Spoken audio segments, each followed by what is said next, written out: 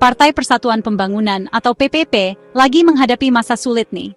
Hasil pemilu 2024 kemarin kurang bagus buat mereka. Partai ini benar-benar berjuang keras. Suaranya pas-pasan banget buat bisa tetap ada di DPR. Situasi ini serius loh. Ini bikin banyak yang bertanya-tanya soal masa depan partai ini. Banyak yang nanya, PPP bisa bertahan nggak ya?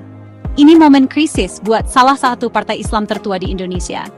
Partai ini harus mikir keras soal langkah selanjutnya.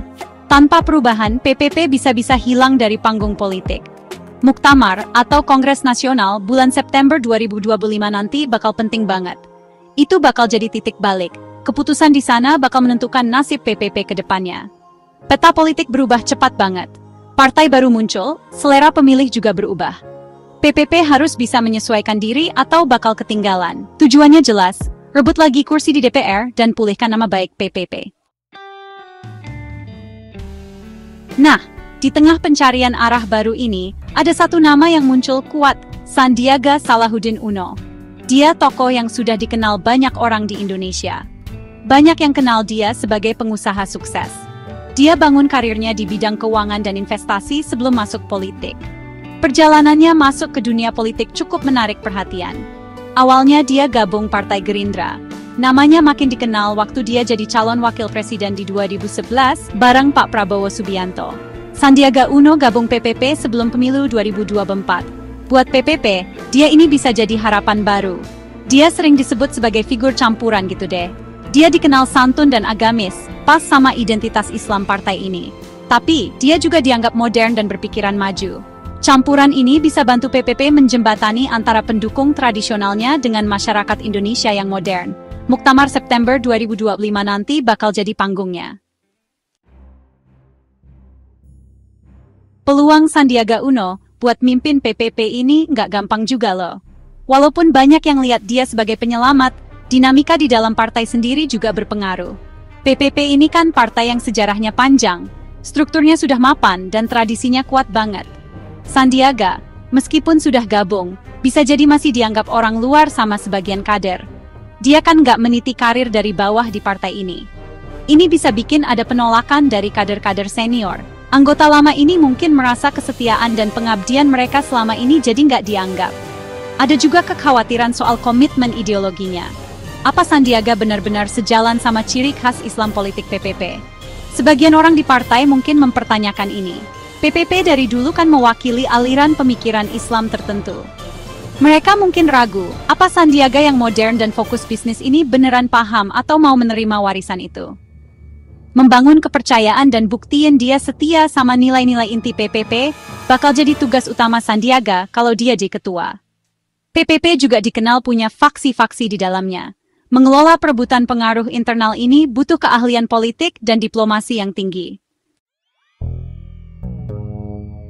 Salah satu alasan paling kuat kenapa Sandiaga Uno cocok mimpin PPP itu karena daya tariknya buat pemilih. Partai ini butuh banget merebut kembali suara pemilih. Perlu juga memperluas daya tarik keluar pendukung setianya. Sandiaga kelihatannya punya potensi buat itu. Dia populer banget di beberapa kelompok pemilih penting. Pemilih muda, yang penting banget di Indonesia, merasa nyambung sama dia. Kalangan Muslim kelas menengah di kota juga suka sama dia. Ini kelompok yang lagi berkembang dan PPP agak susah buat gait mereka belakangan ini. Daya tariknya juga sampai ke sektor ekonomi kreatif. Sebagai pengusaha sukses, Sandiaga ngerti banget apa yang mereka mau. Dia paham cita-cita dan tantangan mereka. Kedekatan ini bisa buka jalan baru buat dukungan ke PPP. Selain itu, citranya sebagai teknokrat juga disukai pemilih rasional. Mereka ini orang-orang yang lebih mentingin kemampuan dan isi kebijakan daripada cuma omongan. Harapannya, semua kelebihan ini bisa mengangkat PPP. Tujuannya biar bisa lolos ambang batas parlemen dengan aman di pemilu 2029. Meskipun banyak yang optimis soal Sandiaga Uno, jalannya buat bangkitin PPP lagi nggak bakal mulus. Banyak banget tantangan di depan mata. Memimpin partai bersejarah kayak PPP ini butuh lebih dari sekadar populer. Perlu pemahaman mendalam soal budaya internalnya dan strategi buat mengatasi kerumitannya. Salah satu rintangan besar itu mengatasi penolakan dari tokoh-tokoh lama di partai.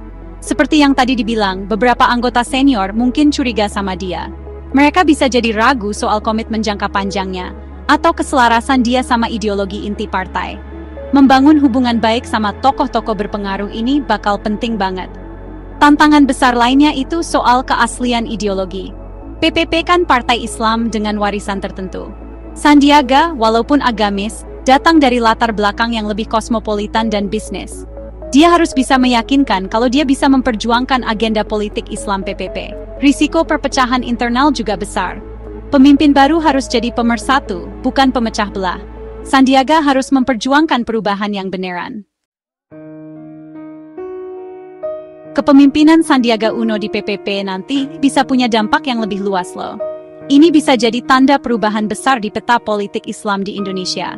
PPP biasanya dapat dukungan dari komunitas Muslim yang lebih tradisional, misalnya santri, pesantren, dan pemilih di desa-desa.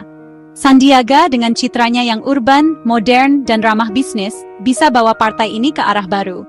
Ini bisa mengubah PPP jadi partai Islam yang lebih modernis dan terbuka.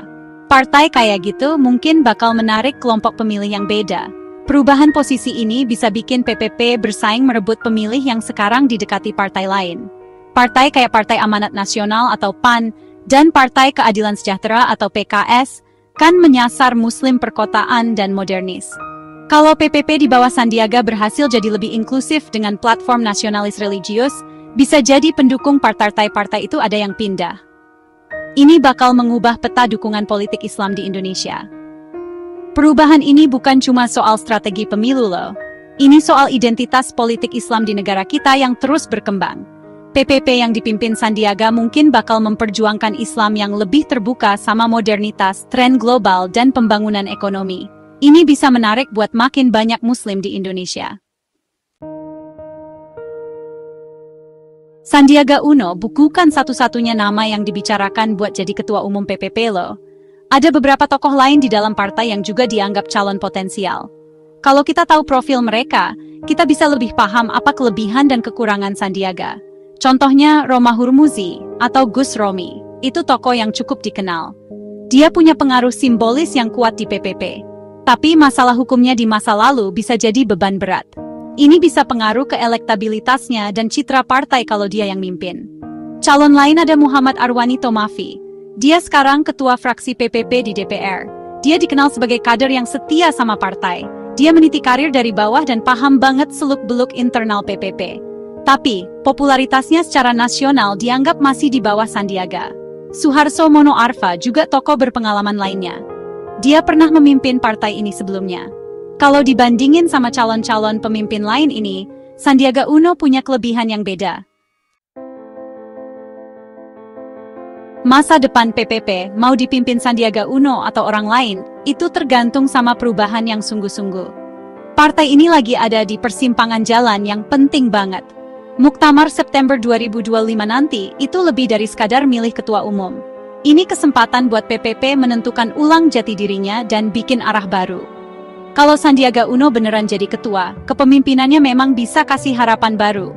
Dia bawa popularitas, citra modern, dan jaringan yang lagi dibutuhin banget sama partai. Ini bisa bikin hasil pemilu 2029 jadi lebih baik. Tapi, risikonya besar kalau perubahannya cuma di permukaan aja.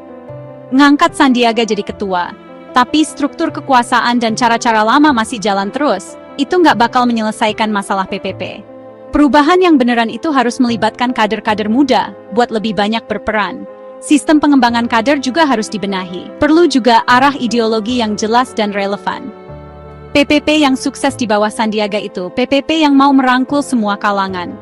Partai yang bisa menjembatani antara akar Islam tradisionalnya dengan keinginan masyarakat Indonesia modern. Harapannya, ada kepemimpinan yang bukan cuma baru, tapi benar-benar membawa perubahan besar buat Partai Persatuan Pembangunan.